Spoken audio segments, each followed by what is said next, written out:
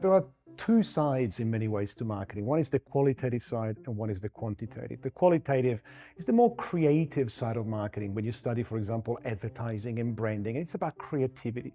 The quantitative side is more the analytical side of marketing. So a lot of marketing is about crunching numbers, analyzing numbers, and it's to do with the quantitative side of things. My suggestion is always try to balance your interest and your exposure to different parts of marketing so that you have familiarity with both the creative, the qualitative side of marketing, but also with the quantitative one, with numbers. The second advice is to also familiarize yourself with the language that other people within the organization speak. Now, one of the problems often with marketers is that by studying only the language of marketing, so studying the language of customer metrics, things like brand awareness, associations, loyalty, customer satisfaction, etc. These are all things that marketers understand very well, but a lot of people within organizations don't really talk about those things. For example, they might want to talk about financial performance, return on investment, stock prices, market capitalization. These are more financial metrics. So my advice to marketers, or to students of marketing, is try to expose yourself also to the language of other functions in your studies. Not just marketing, learn a little bit about finance, learn a little bit about accounting. That will make you a much more effective communicator, and the ability to connect with others is extremely important. The third piece of advice is do something that you love, do something that you're passionate about. And there are so many parts of marketing that are particularly interesting and exciting, whether it is the psychology of consumers or whether it is how to build relationships over time. Whatever you do and whatever you choose to study, make sure that it's something that excites you, that you wake up in the morning energized and ready to learn about it. And it is something that in particular you're inquisitive about and that it stimulates your intellectual curiosity.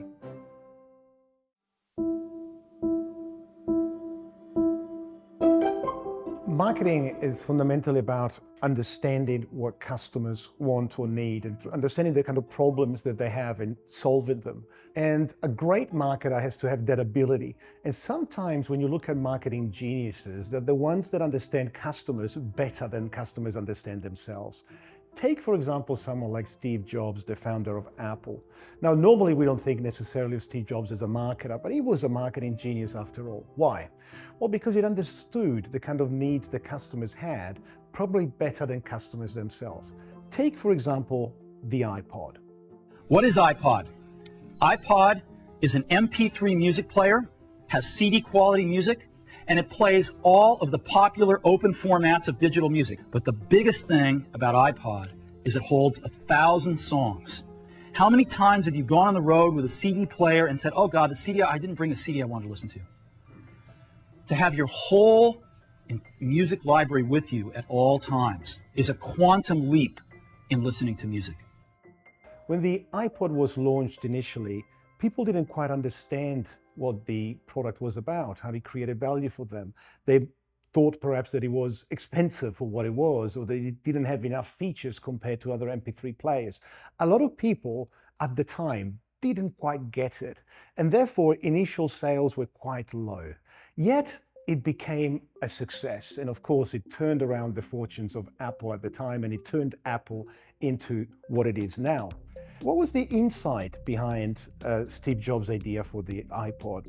Is that he realized that there were a couple of problems that customers had at the time. The first one was simplicity, intuition when you use an MP3 player. A lot of them were difficult to use, perhaps bloated with features that customers didn't need. So that's one problem that he identified.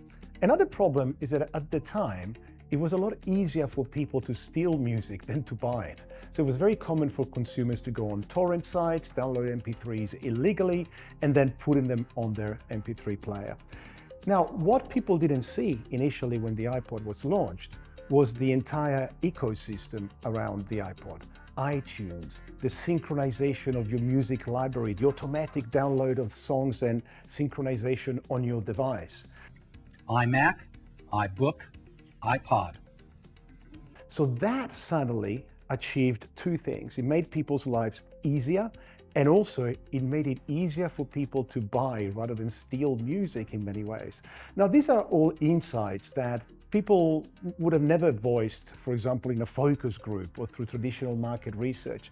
So the genius of Steve Jobs was to be able to pinpoint these opportunities, which were problems that customers had, and then solving them. And this is often what these radical innovations, these products have in common. The fact that in the beginning, people, they might not understand the product. They might say, I don't need that, or what is that? How often do you find yourself thinking that? And that's often because it takes a little bit of time for us to understand how the product creates value. It's stainless steel. It's really, really durable. It's beautiful. Boom. That's iPod. I happen to have one right here in my pocket, matter of fact. There it is, right there. And to me, that's what we can learn from a marketing genius like Steve Jobs, that it's about the insight into customers that allows you to understand really what they need, what they want. And then when you give it to them, you can actually surprise them.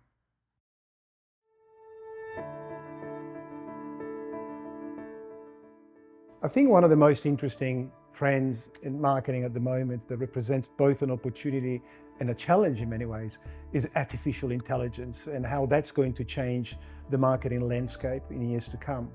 Think, for example, of the power of Chatgpt and how it can change the way in which we create marketing ideas, in which we serve customers, in which we provide services and personalization and automation, data analytics. So it's extraordinary, and we're only really seeing at the moment the beginning of that.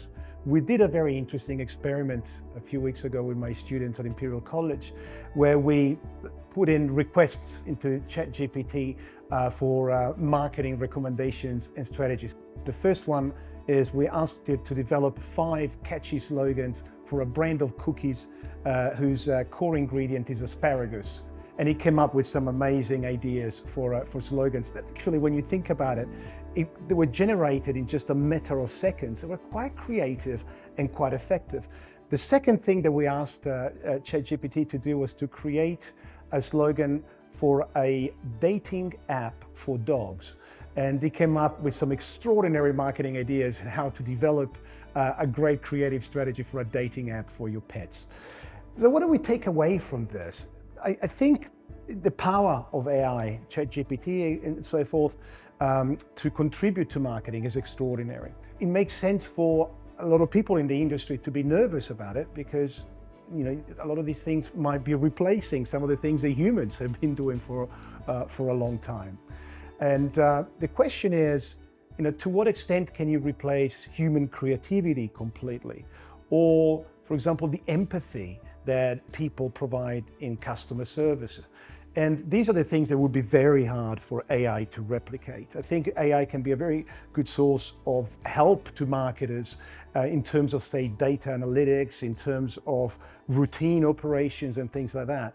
But fundamentally, I don't think it's necessarily going to replace completely many of the activities that marketers have been doing effectively for a long time.